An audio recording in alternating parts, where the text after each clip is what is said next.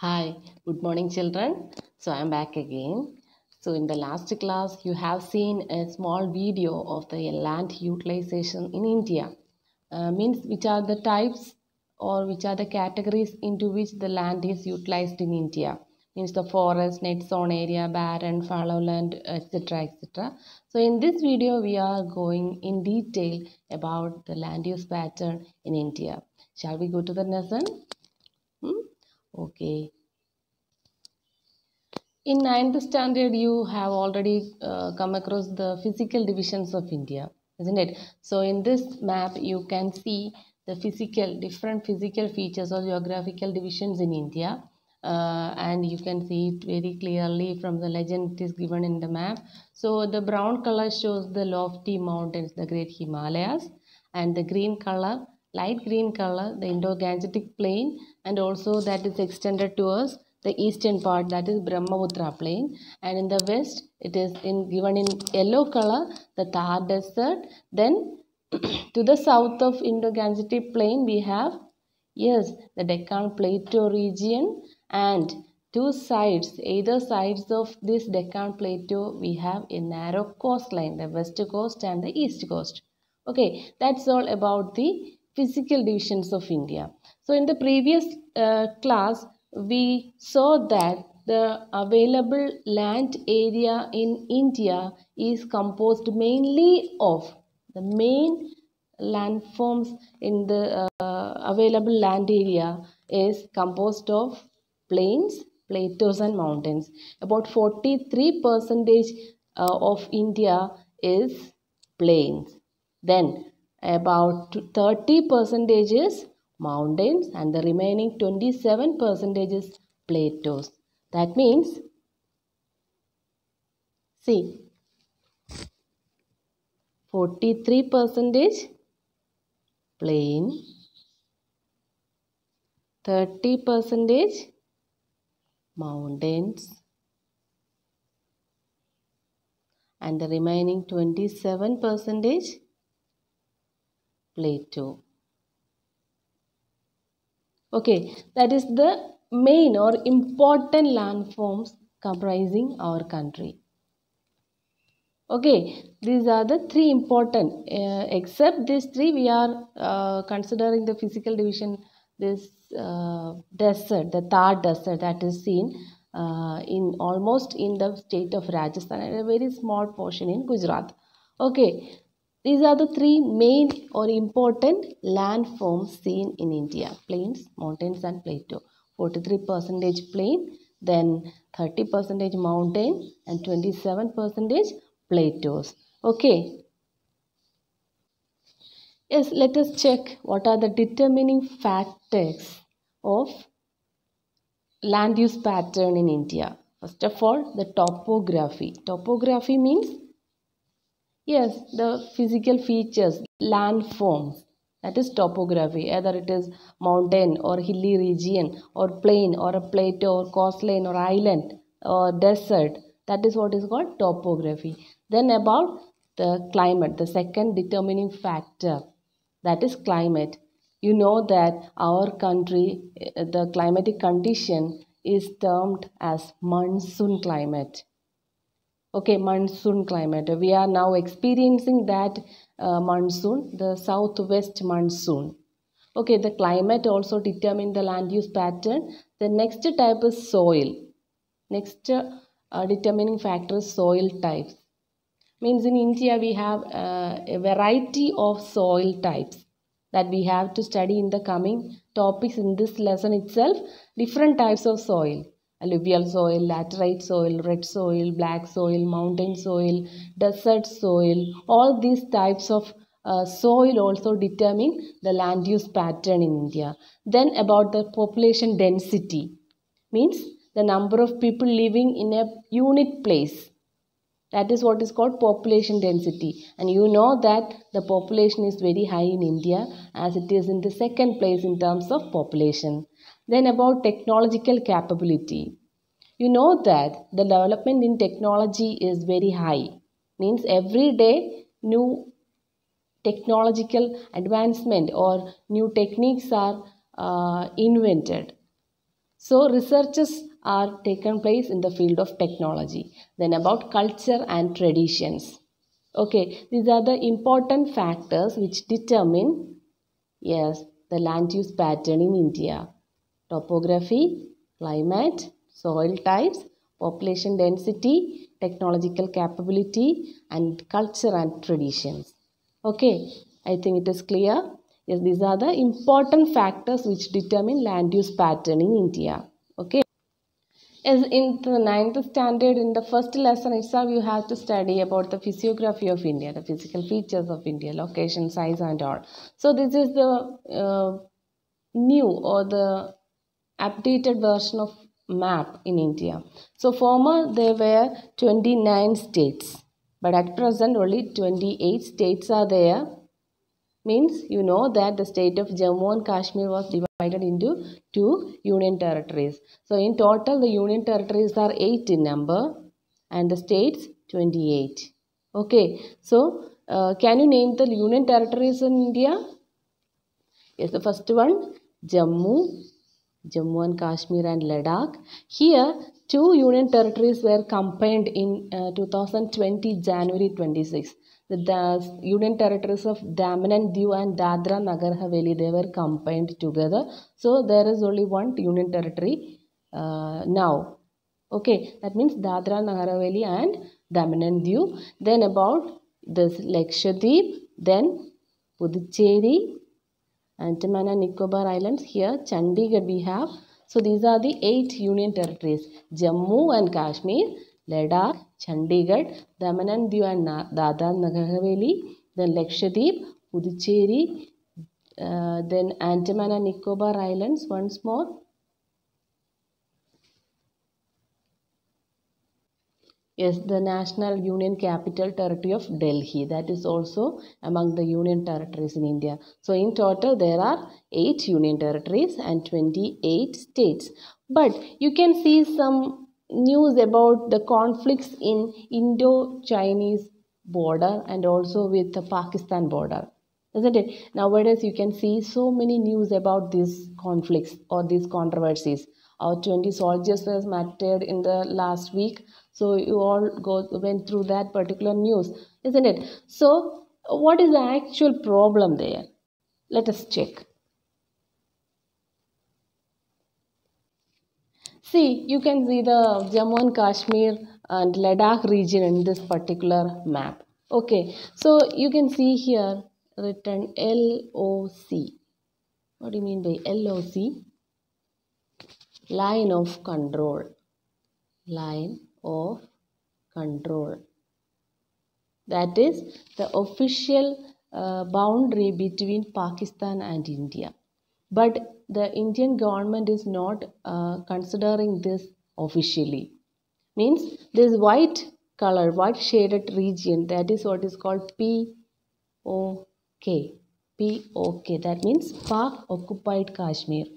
Pakistan is arguing that that particular region in India is, yes, that is from their side. That is belong to the Pakistan, the country of Pakistan. That is why the conflicts are very high. The controversies are continuing in that particular region. Okay, so that is about line of control. Line of control is the boundary between Pakistan and India. And what about here? You can see LAC. LAC, line of actual control. Line of actual control. Okay, that is the boundary between China and India. So you can see a portion in shaded in white color, Aksai Chin region. Aksai Chin, Chinese government is telling, they are arguing that this particular area is there in their country. The problems now arising is it in this particular region, the Ladakh region, the eastern Ladakh region, the place Galwan, that is the particular place where we had some problems nowadays. Then this is the important or the controversial map of India. You can see that the shape of our country in the northern region.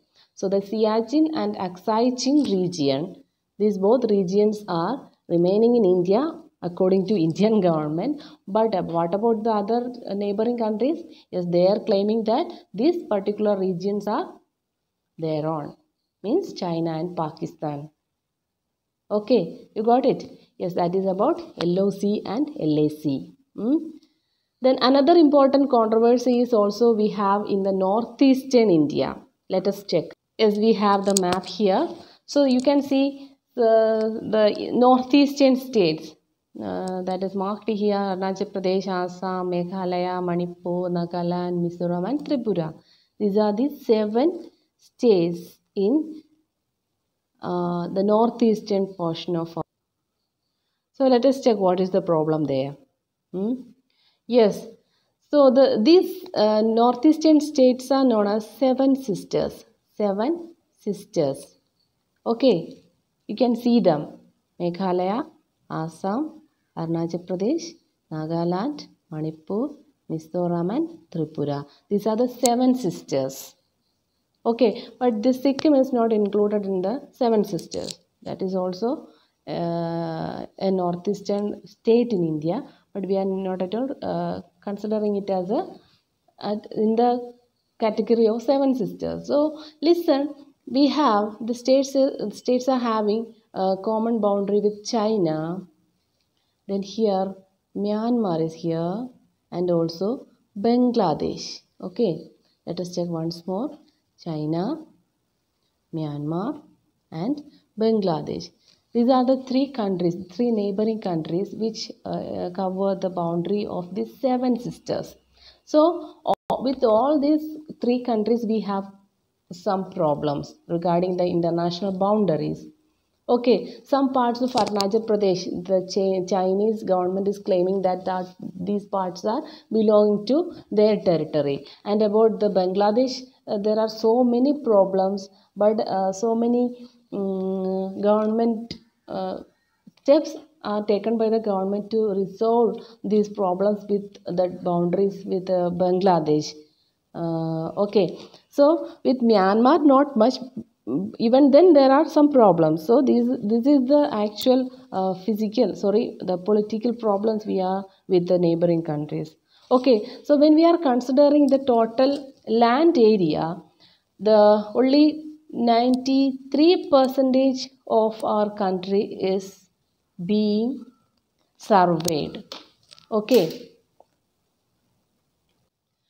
because due to the problems in northern, in Jammu and Kashmir or Ladakh and Jammu and Kashmir Union territories with the neighboring countries Pakistan and China, and also the problems in northeastern states with Bangladesh, China and Myanmar. That is why the total land area in our country is not at all surveyed fully. Only 93% is available. The data of the 93% of land is available in India. Okay, let us check the comparison. You have given 2 pie diagrams in your textbook. Okay, please take the textbook and please check that. For my convenience and for you, I have prepared that pie diagram in a chart, in a table. You can compare this 2 data available in your textbook with the help of this particular chart, with the particular table. So in 1960, 61 and in 2002 and 3, the different land use pattern, the categories have differences in percentage. Means some decreased and some other increased. Let us check what are the differences taken place. Okay, what about forest? Yes, forest. In 2002 and 3, it is increased, isn't it? So it was 18.11% in 1960-61, and what about in 2002 and 3? Yes, it will become 22.57%. A little bit increase was taken place in the area under forest. What may be the reasons for the increase in the percentage of forest? Can you imagine? Can you say? Yes, maybe some steps taken by the government like afforestation or social forestry. that may give rise to the increase in the land under forest. Okay, then what about the barren and wasteland? Second one, barren and wasteland. Yes, it was decreased.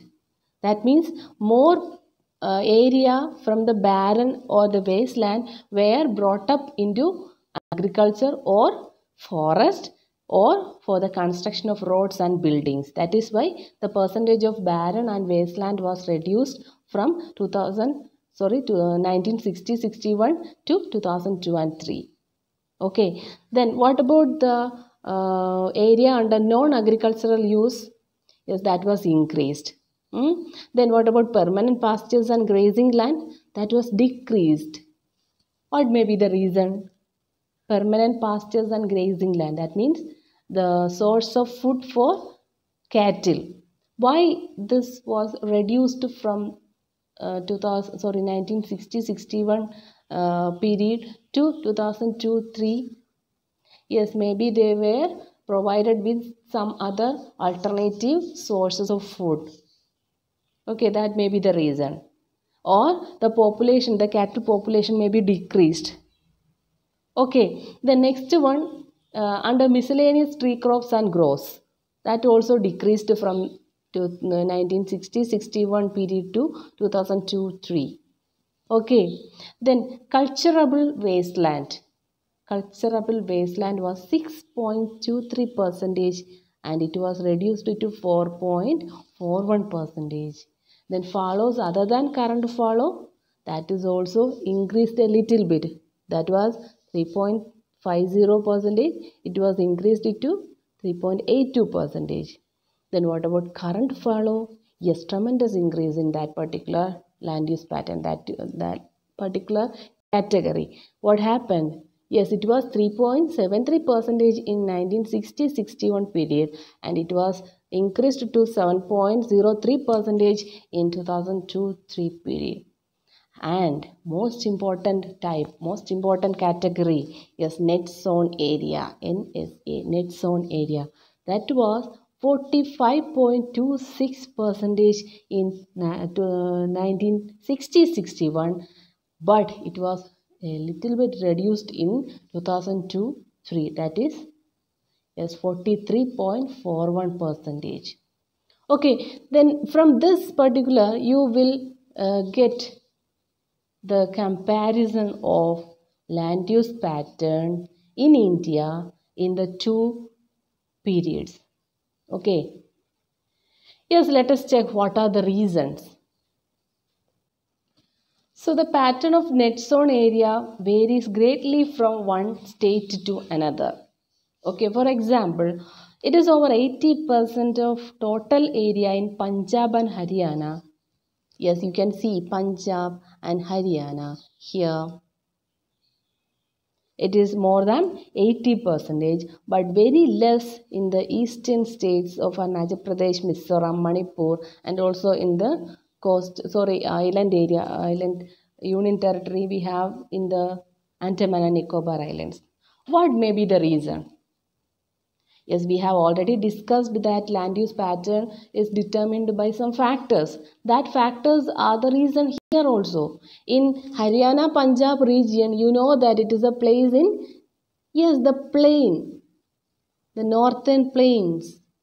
That is why the land under net zone area is more than 80%. Means irrigation facilities are there, very favorable land or soil type is available there, alluvial soil is in abundance and population is rather high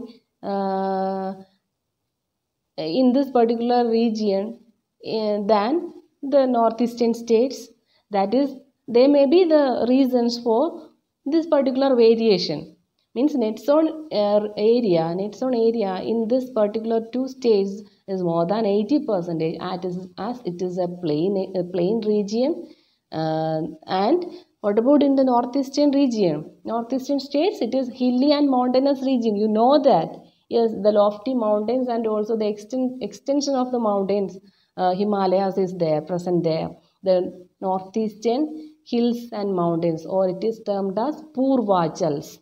Purvajals. I think you already learned that in the ninth standard first lesson or second chapter. Second chapter, yes, really. Yes, that is why this variation is here. Okay, you understand? I think you have understand this particular thing. So here the net zone area is more than 80%, and what about in the northeastern states? It is very less than 10%. Okay. Then next is about the forest cover. In the previous picture, you have seen that a slight variation in forest have taken place, isn't it? And I told you some reasons for that. So in 1952, the National Forest Policy means it was considered essential for the maintenance of ecological balance. There should be 33% forest of the total geographical area. 33% should be under forest. But now in India, we have only 22. As per the 2002-3 data, we have only 22.57%. But it was little much increased than in 1960-61 period. It was 18.11% in 1960-61. It became 22.57%. Okay, so social forestry or afforestation or some steps taken by different non-governmental organizations or the government itself have led to the increase in the area under forest cover. Okay. And one more important thing about the forest cover in India. Millions of people are depending on this forest who are living in and around the regions of this forest, isn't it? So we call it as scheduled tribe or caste people. All the people living very close to the forest means their livelihood is mainly on this forest. They are depending on the forest for their livelihood, for collecting forest produces like honey or timber that available in the forest and all. That is about the people very close to this forest. Okay. So from the table itself, you already learned the land use pattern in India. That means the people are depending on land or soil more than their their needs. The basic needs are satisfied more from land than from any other resources, isn't it? So we are getting our food mainly from the land, and we are constructing buildings, roads, railways, all these structures on land, isn't it? Then so many economic activities we are doing on land. So we are depending on land more than any other resources. And this dependency may lead to so many problems. Yes, let us check what may be the problems. Maybe mainly the land degradation, isn't it? What do you mean by land degradation? Let us check. Is the main reason the continuous use of land over a long period of time without taking appropriate measures to conserve and manage it that resulted in land degradation. Okay, that is the main reason. Means we are exploiting the land resources for satisfying our needs. We are depending on that land for more than this any other resources. That is why it give rise to or it lead to so many problems, especially land degradation. So what are the important signs of land degradation in India? Let us check that. So the main reasons may be deforestation, then overgrazing, mining, quarrying. All these may be the reasons for land degradation. How deforestation causes land degradation? You know that from the earlier chapters in 7th or 8th, you may already learned these things. Deforestation, afforestation, isn't it? So deforestation means cutting down trees. reckless cutting of trees, which may cause this land degradation. Not only land degradation, so many reasons, so many results are there. Due to deforestation, so many ecological problems arise, isn't it? Yes, ecological balance may be disturbed. That is about deforestation. Then what about overgrazing? Yes, overgrazing is not a very big problem now, because the cattle population is becoming very less. Even then, overgrazing is also a cause for land degradation. Then mining and quarrying. You know that the mineral state of India, Jharkhand, and around the regions, around the areas of the states of Madhya Pradesh and Orissa, we have so many quarries and mines. From there, we get different metals or petroleum products or minerals, etc. So this particular activity, mining and quarrying, they may also lead to land degradation. So after mining, what they are doing, they are just leave that particular region as it is. Means that particular region, after mining and quarrying, it is not at all suitable for any type of agriculture or any other agricultural activity. Okay, that is also a type of or a cause for land degradation. In the state of Madhya Pradesh, Chhattisgarh, Rajasthan, and Orissa, land degradation is due to mining. Madhya Pradesh, Chhattisgarh, listen. Yes, Madhya Pradesh, some parts of Madhya Pradesh, Chhattisgarh, Jharkhand, and Odisha. These 4 states. The land degradation there take place due to, yes, mining. Then what about in Gujarat, Rajasthan, and some parts, the western parts of Madhya Pradesh and Maharashtra? Here,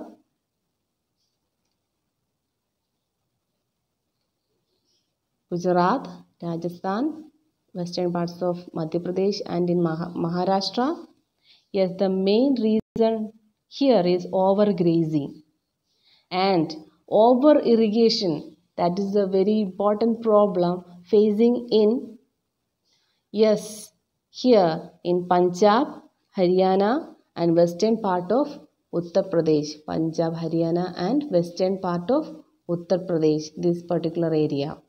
Okay, that is the over irrigation is the main reason for land degradation in these 3 states, Punjab, Haryana, and the western parts of Uttar Pradesh. Not only these particular reasons, overgrazing or over irrigation or due to mining, the industrial effluences released from so many factories and all, they also become a very important reason for land degradation.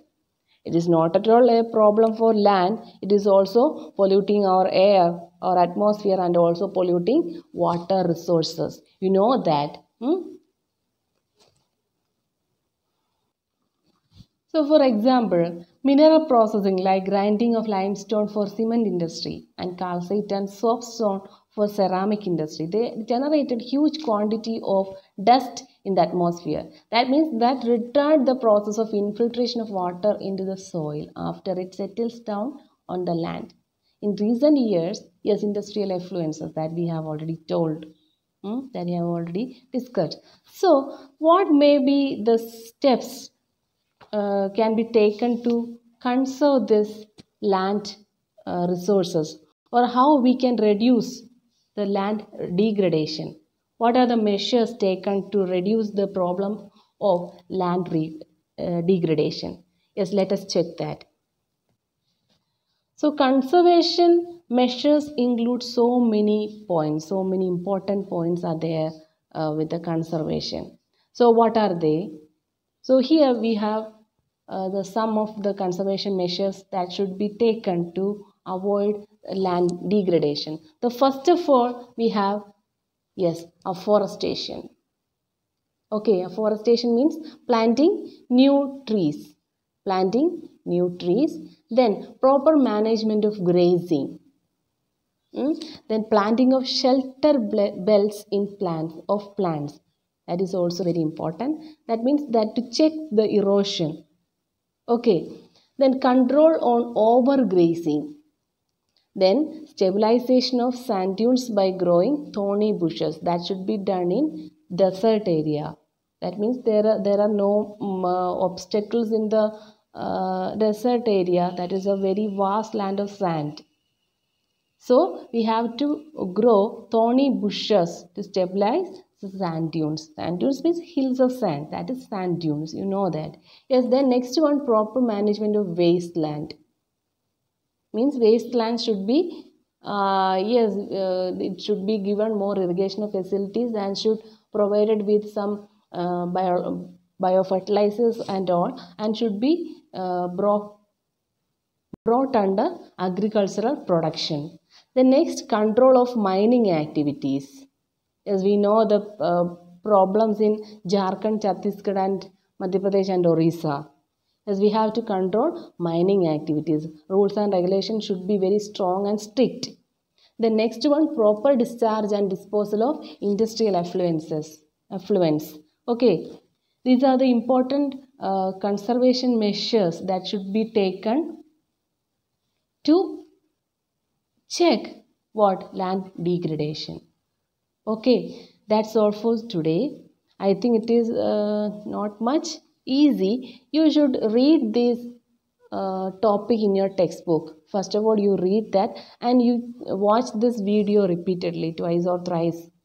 You will understand it very clearly from the textbook itself. It is very clear, and just go through the video repeatedly. Okay, then it is very easy thing. So these are the important problems we are facing, and what do you know about the land degradation. Then what about the land use pattern in India? What are the types or the categories to which land is categorized in India, that we have discussed in this particular video. So that is all for today. In the next class we can discuss soil, types of soil and all, types of soil in India, soil erosion, soil conservation and all in the coming classes. Okay, so that's all for today. I think it is over the video. Thanks for watching the video. Have a nice day. Please watch the video repeatedly, please. Okay, thank you.